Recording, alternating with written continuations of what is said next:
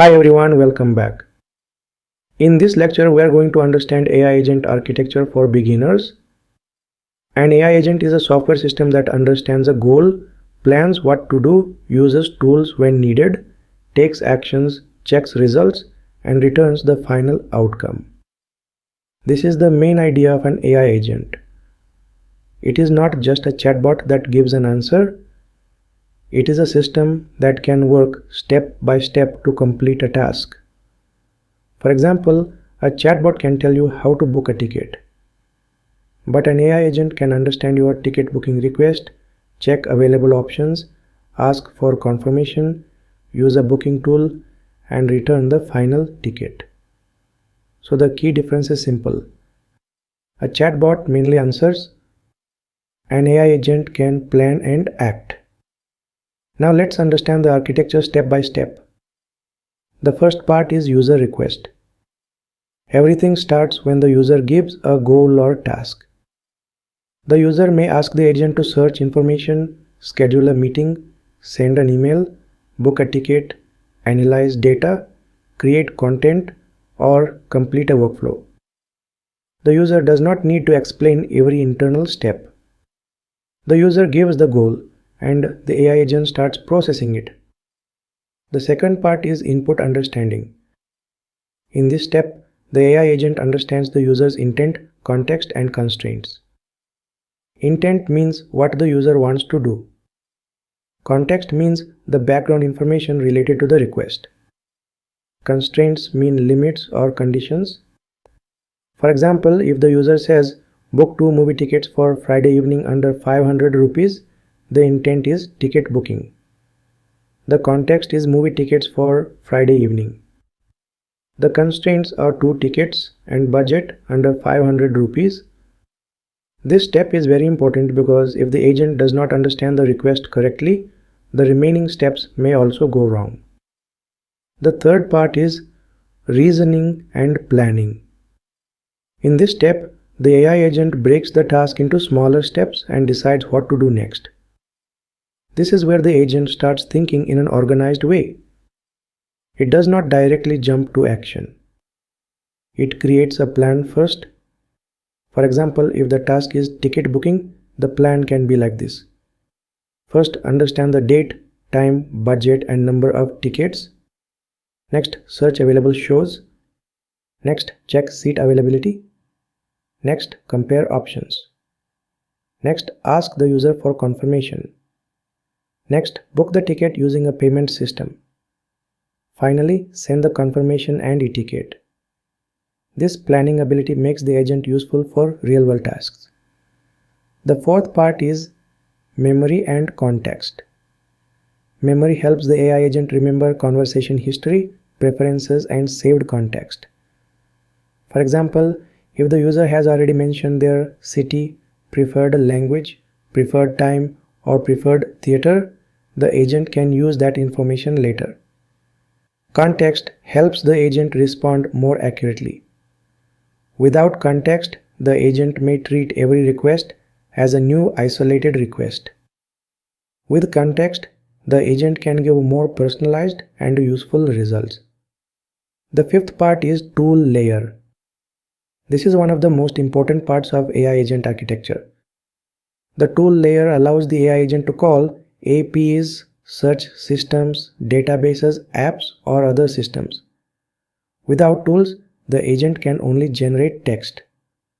With the tools, the agent can perform real actions. For example, the agent can use web search to find information. It can use a database or knowledge base to retrieve stored data. It can use a calendar to schedule meetings. It can use email or notifications to send updates. It can use maps or location services to find places and routes. It can use a payment API to process payments after user approval. This is why tool calling is a major capability of AI agents. A normal AI model may only answer.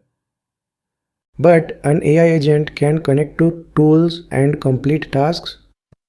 The sixth part is action execution. In this step, the AI agent performs the required actions. It may call an API, search data, update a system, create a calendar event, send an email, check availability, or complete a transaction. This is the execution stage.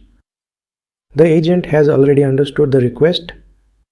It has already planned the steps. It has already selected the required tools. Now it performs the actual work. The seventh part is observation and feedback. After taking action, the AI agent checks the result. It verifies whether the action was successful or not. It checks if any error happened. It checks whether the output matches the user's goal. If something fails, the agent may retry or choose another option.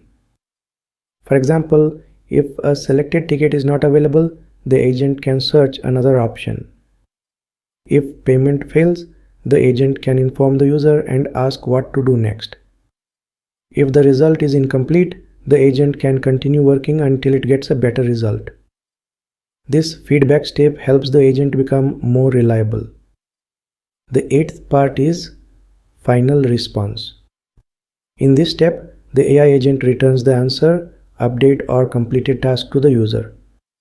The final response can be a simple answer. It can be a recommendation. It can be a confirmation message.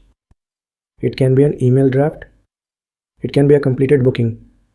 It can be a report, summary, notification, or final result. So the complete AI agent workflow is this: user request, input understanding, reasoning and planning, memory and context, tool layer, action execution, observation and feedback, final response.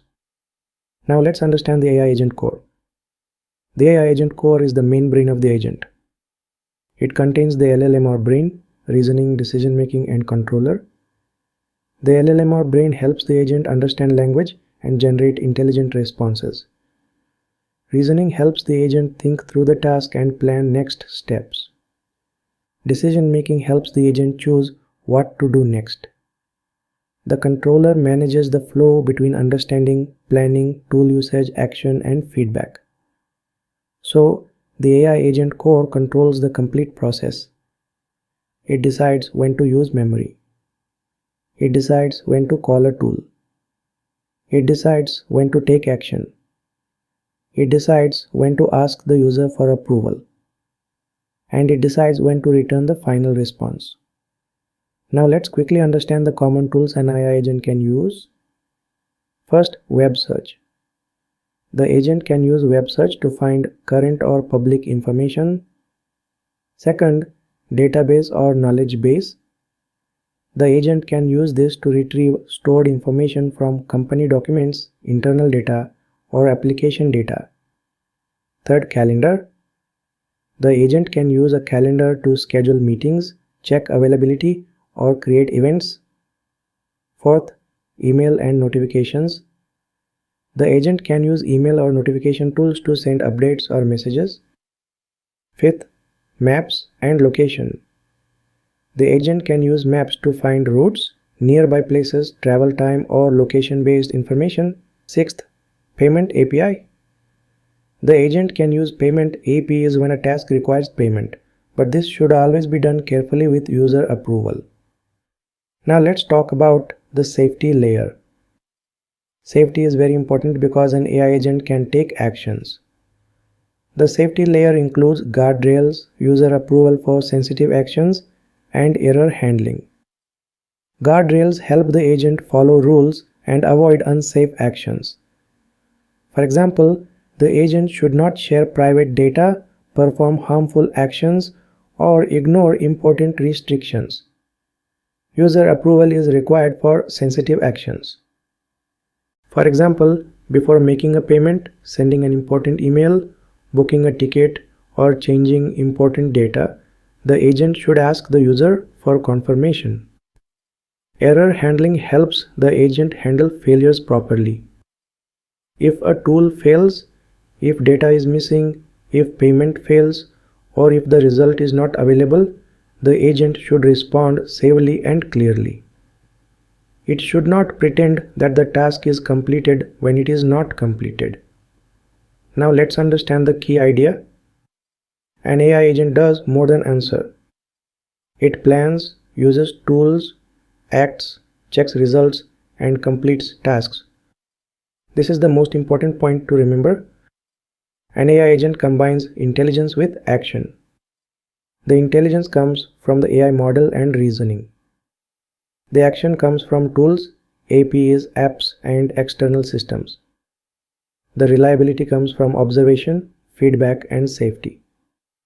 So whenever you think about AI agent architecture, remember this simple flow. Understand the request, plan the task, use memory and tools, take action, check the result, return the final outcome. That is AI agent architecture for beginners. Thanks for watching, and I will see you in the next lecture.